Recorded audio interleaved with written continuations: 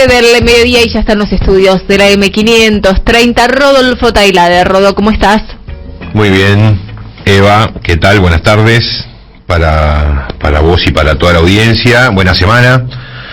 Que traigo hoy para charlar un ratito acerca de una cuestión para mí de máxima actualidad. Obviamente, por supuesto que esto no forma parte de las prioridades, pero a partir de una publicación, de una nota de opinión que sacó este fin de semana en el medio Cenital, Marcos Aldazábal, que además de ser abogado de Cristina, el abogado de la querella en la causa en donde se investiga, entre comillas, el atentado a la vicepresidenta, también es alguien que es un jurista, digamos, muy inquieto y que tiene muchas veces algunas iniciativas para discutir, me parece muy interesante. Si Marcos está desde hace bastante tiempo dando vueltas alrededor de una cuestión, me parece muy importante, que es el sueldo de los jueces y trabajadores judiciales en general.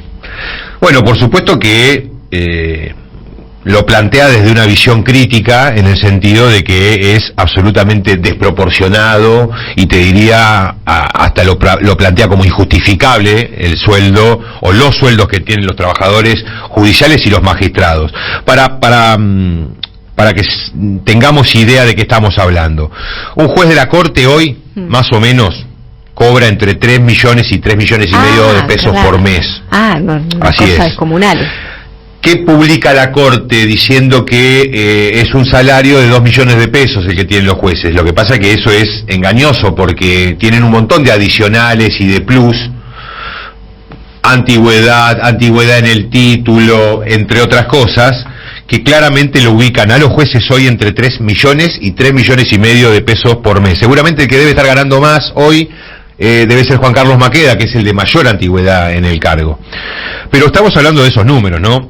El que le sigue, los jueces de la Casación Federal, Borinsky, para que la gente entienda, Borinsky, Hornos, ahora algún otro más conocido, Barrotavenia, etcétera. Son 12 jueces de la Casación Federal, que más o menos también cobran algo parecido a lo que cobran los camaristas federales, como por ejemplo Irursum, Bruglia, Bertuzzi. Bueno, toda esa camada de gente cobra entre 2.8 millones y 3.3 millones, es decir, levemente por debajo del sueldo de la Corte.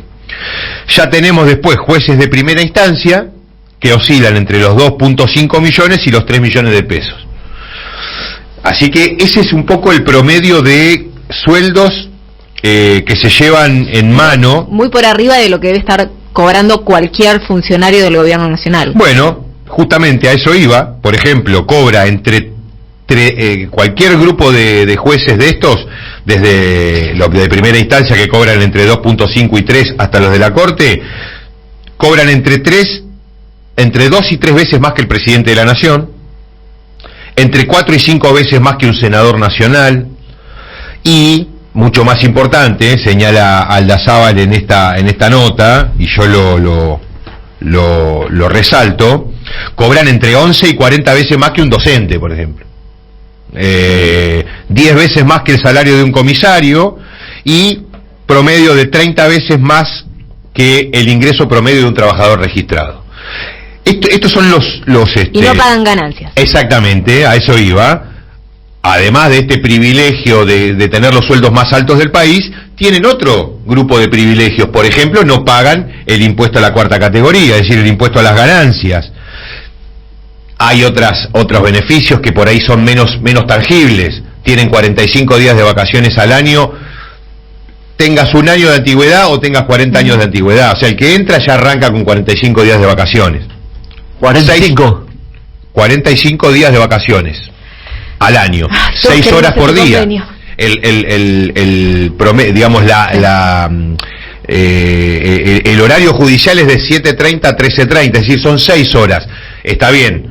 Yo, por ejemplo, cuando en su momento trabajé en tribunales, un montón de laburantes nos quedábamos después de 1:30 hasta las 2, 3, 5 muchas veces, pero eso generalmente son los juzgados penales, en donde hay mucha responsabilidad porque hay gente presa y demás. Los juzgados civiles, 1:31, no queda ni el loro, o sea, ya están todos, sobre todo los jueces, jugando al tenis o ahora al pádel.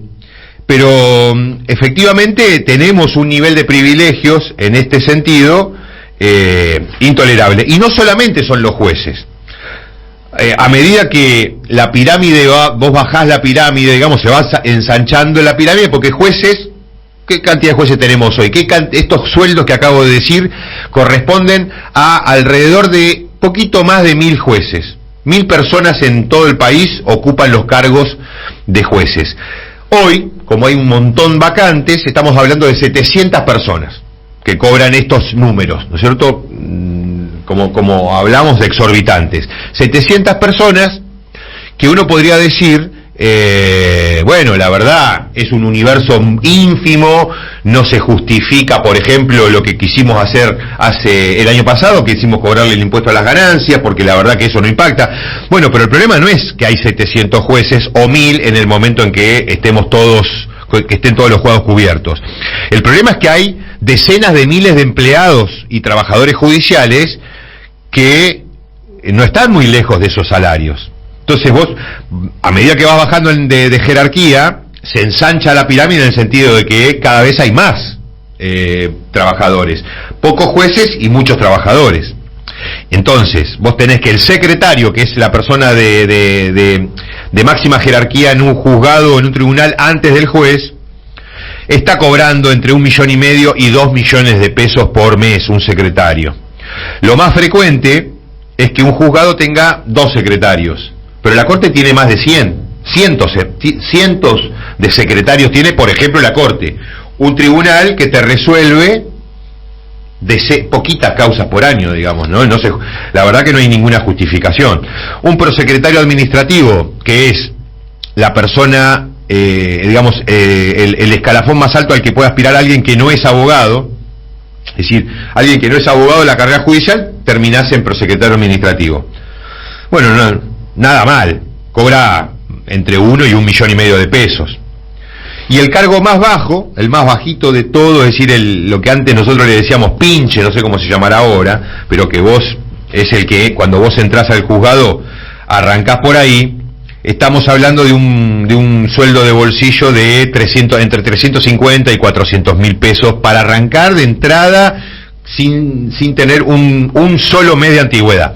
Entonces estamos hablando de sueldos absolutamente desproporcionados en relación a toda la sociedad argentina, lo que cobran los distintos trabajadores del Estado Nacional, los privados, y uno puede estar tentado de decir, che, bueno, la verdad que hay que poner a esto en línea con los que ganan menos, y bueno, la verdad que no es, me parece la salida.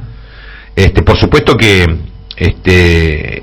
de ninguna manera uno está justificando lo que están cobrando, pero tampoco me parece que puede ser una propuesta de nuestra fuerza política bajarle los sueldos a todas estas personas. No, pero lo ideal sería que paguen ganancias, ¿no? Arranquemos por algo exactamente que tiende a igualar con el resto de los mortales. Y aparte, el que más gana más paga, digo, porque esa es la característica del impuesto a las ganancias.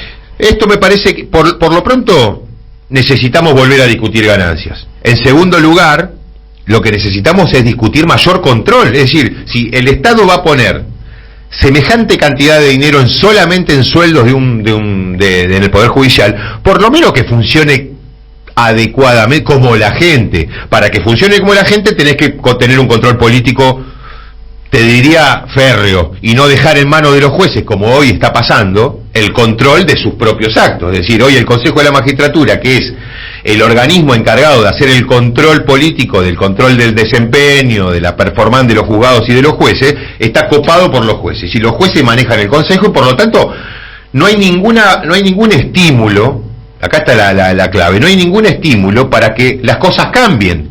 Al contrario, es decir, la gente, los abogados, los hijos de los jueces, lo que van a querer es seguir formando parte del Poder Judicial. porque frente a este nivel de privilegios, lo más interesante es que se queden ahí. Entonces yo creo que es una discusión del gobierno que viene, ojalá que sea una discusión de Massa, como futuro presidente de la nación, encarar esto.